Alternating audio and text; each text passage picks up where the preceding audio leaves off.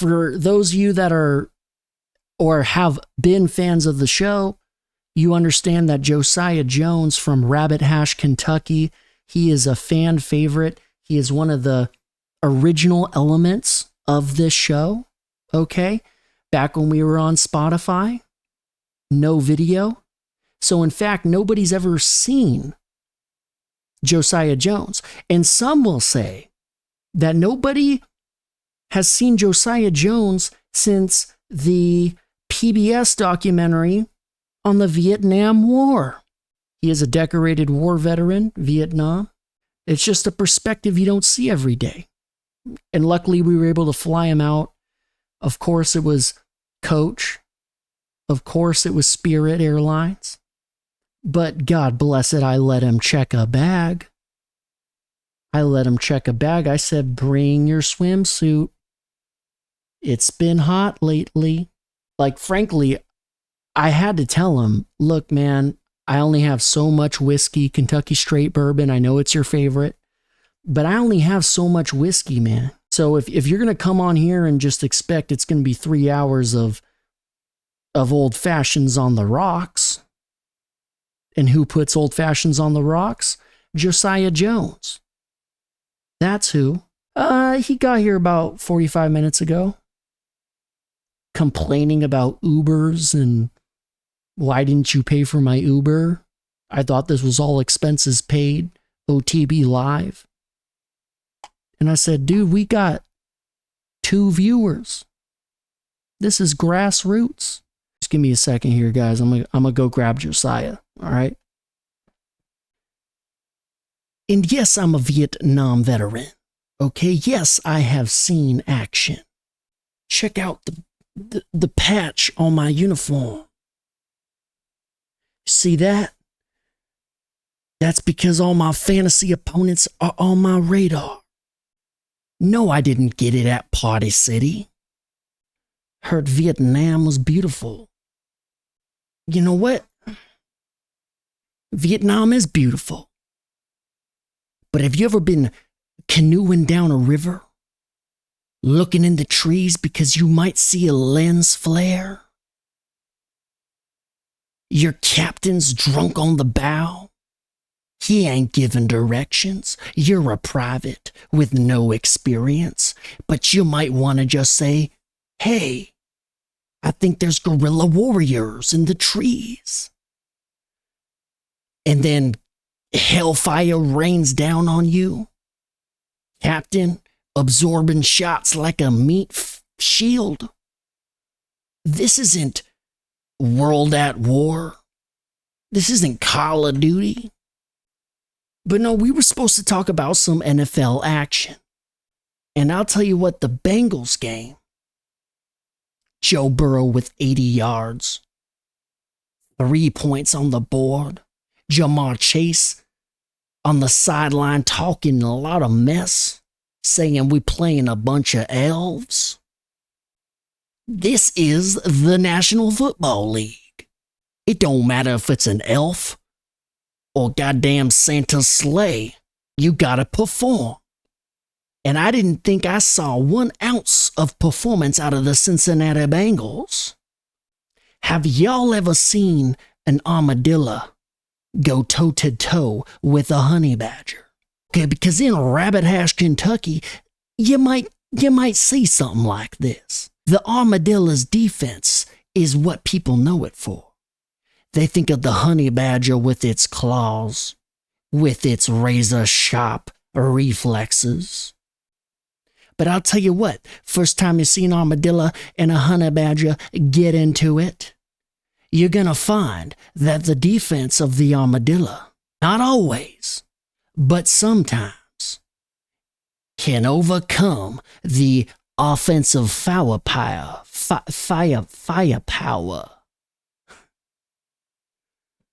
of the honey badger. And it surprises the honey badger.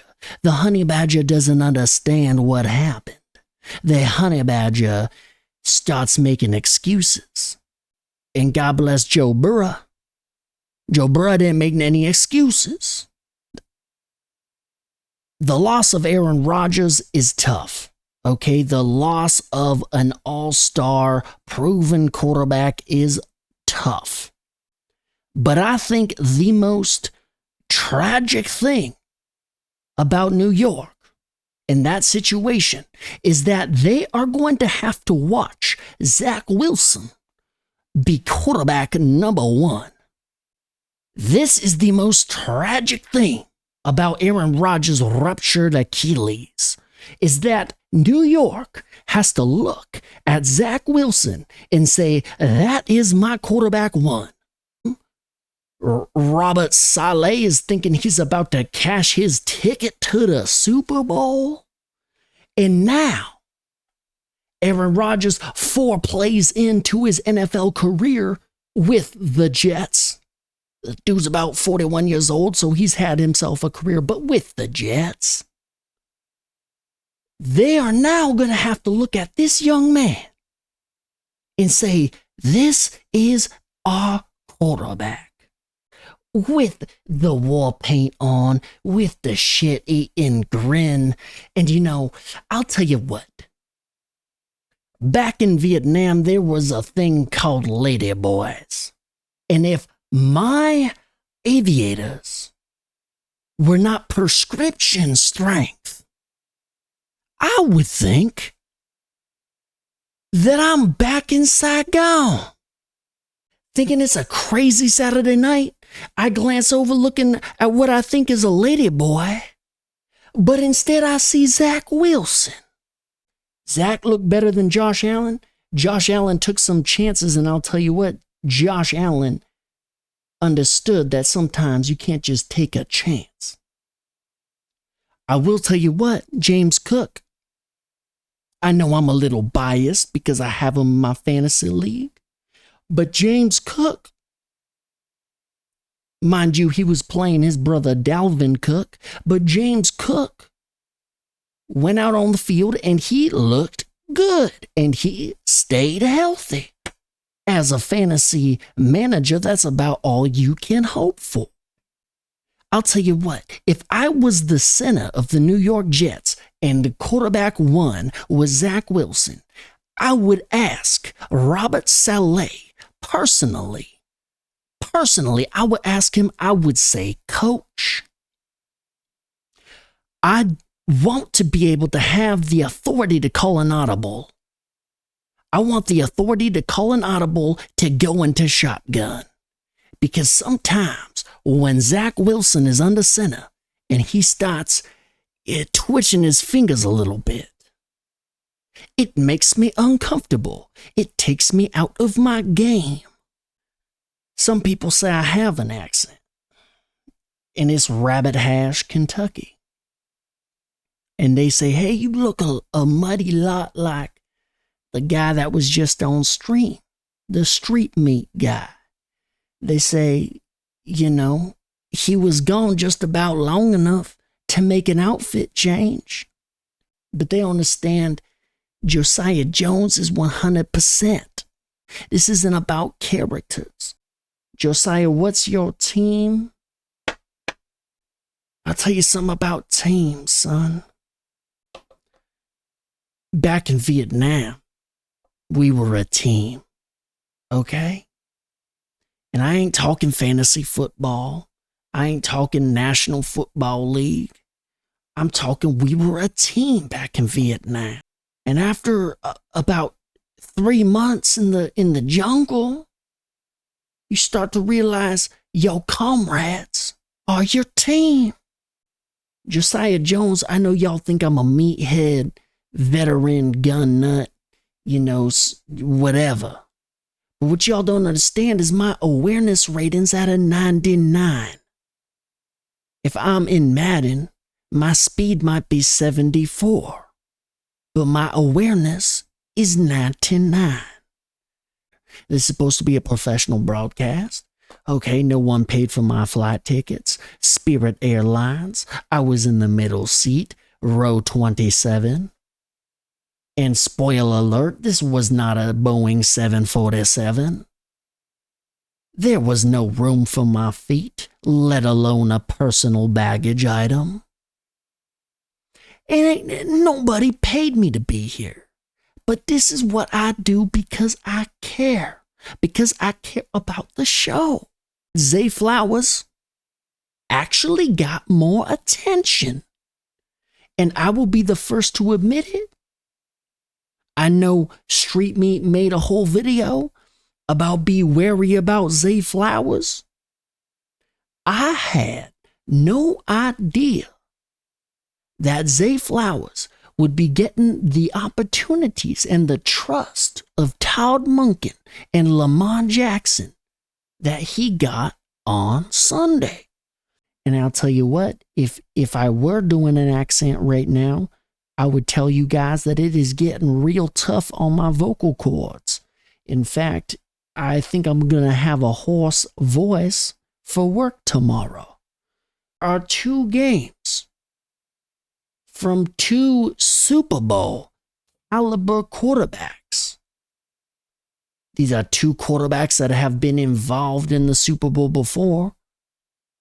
But I would say the Bengals and the Chiefs had to be the most disappointing performance I had ever seen. Particularly for the Chiefs. It was a wake-up call for everybody else in the league that there are chinks in the armor. Josh Allen, turnovers product of trying to force the ball.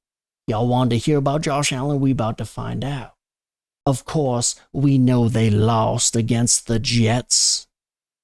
And I'll tell you what, I would say it was a Zach Wilson Jets. Let's see what the man has to say. You maybe forcing the ball, trying to force the ball in a little bit. Yeah, trying to force the ball.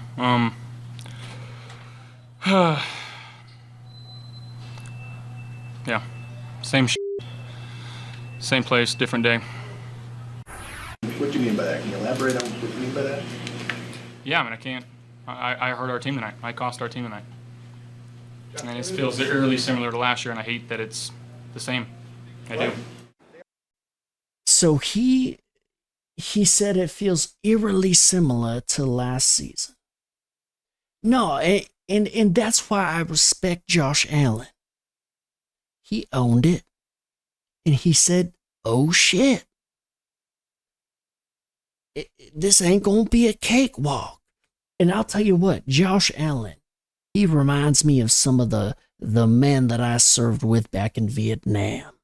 I mean, he is okay with taking a quarterback sneak, knowing that a 400-pound, 4.7 40-yard dash, big, absolutely genetically modified male is about to just smash him on.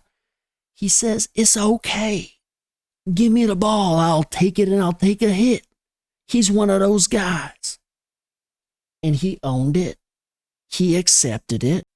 Bills owner Terry Pegula made racist comment, lawsuit alleges.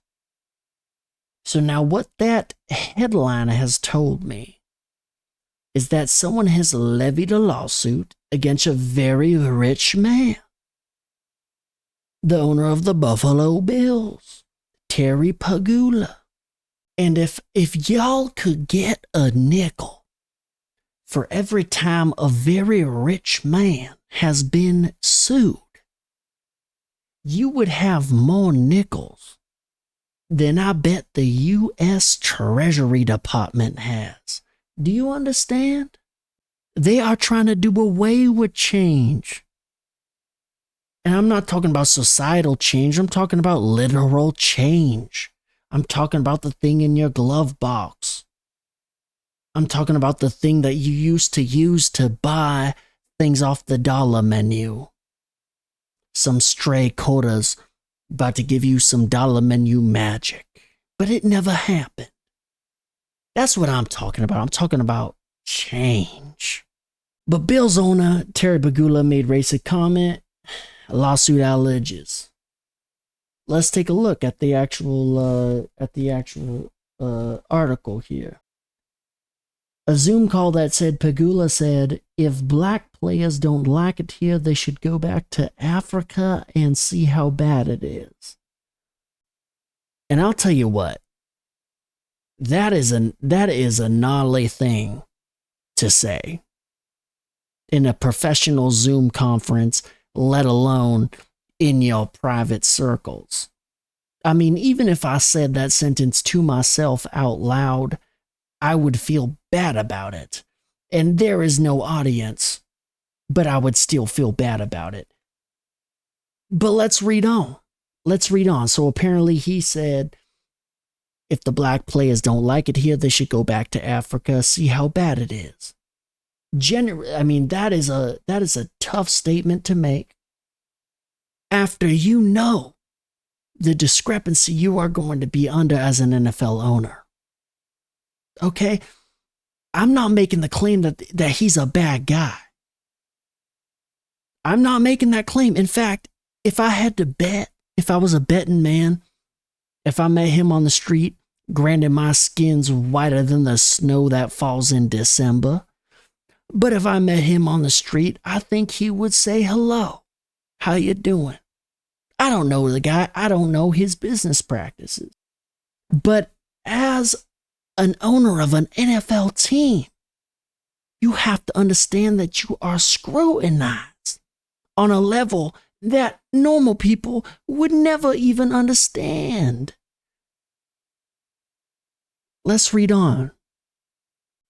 Okay, there might be fear-mongering articles where they say someone said something and they didn't. But I don't think this is one of those instances. I think this man really did say that. But let's give him a fair shake. And let's read the rest of the article. Owners be wildin'. And that's the thing. People be acting like NFL owners haven't been known for controversy. And frankly, I've been telling Street Meat, he should make a whole video about NFL owners and the hypocrisy of the NFL. I mean, we are talking about guys that are getting banned for sports betting on the technicality that they were on the team's premises. They were probably betting on Premier League soccer. Totally legal in the frame of the NFL rules. They were on team premises. Oh, wait, probably because they spend most of their lives on the team premises. And they place a couple bets. Meanwhile, you see the NFL reeling in advertising dollars from DraftKings. They got commercials. They got timeout breaks where they're hyping up DraftKings, yet they got players that are indefinitely suspended because they placed a sports bet in the team facilities.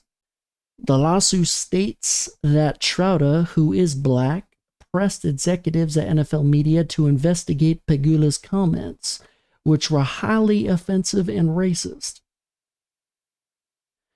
But that was repeatedly brushed off and told that the league office is investigating it. Pegula has denied making the comment. Of course he's going to deny. Why would he be talking to the press right now? I mean, good Lord.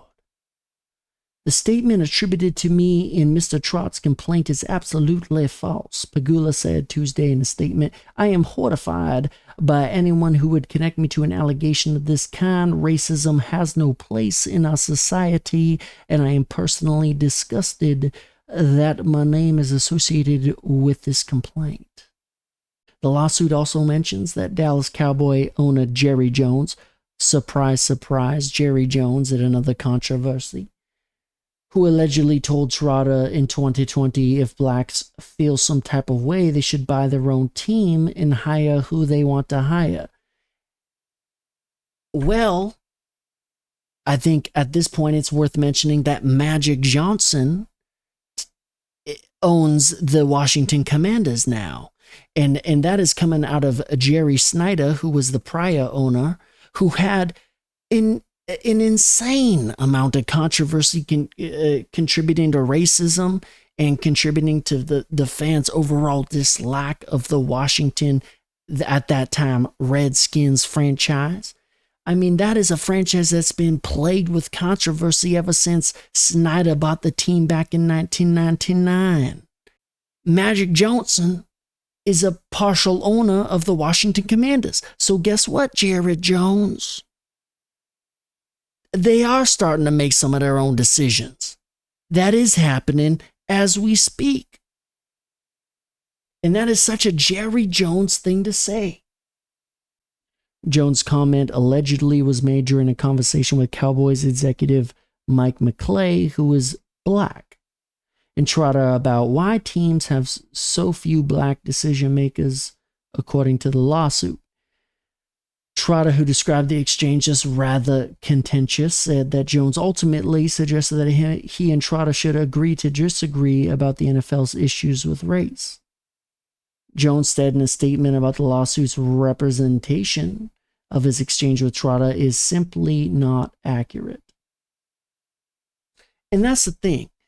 Unless somebody recorded that conversation, if you're Jerry Jones, if you're one of these guys that is under fire for comments that you supposedly said, I am not admitting to those comments until somebody shows me a recording. And it's obvious nobody has a recording. And I'm not saying that he didn't say it. I'm not saying that it's right. But as I said before, these executives have been sued so many times. They have lawyers. They understand how to navigate this sort of thing. And it is not by saying that they said it. The NFL teams and teams owners have repeatedly shown they are unable to monitor and police themselves, making those equitable measures a necessary component of any awarded relief.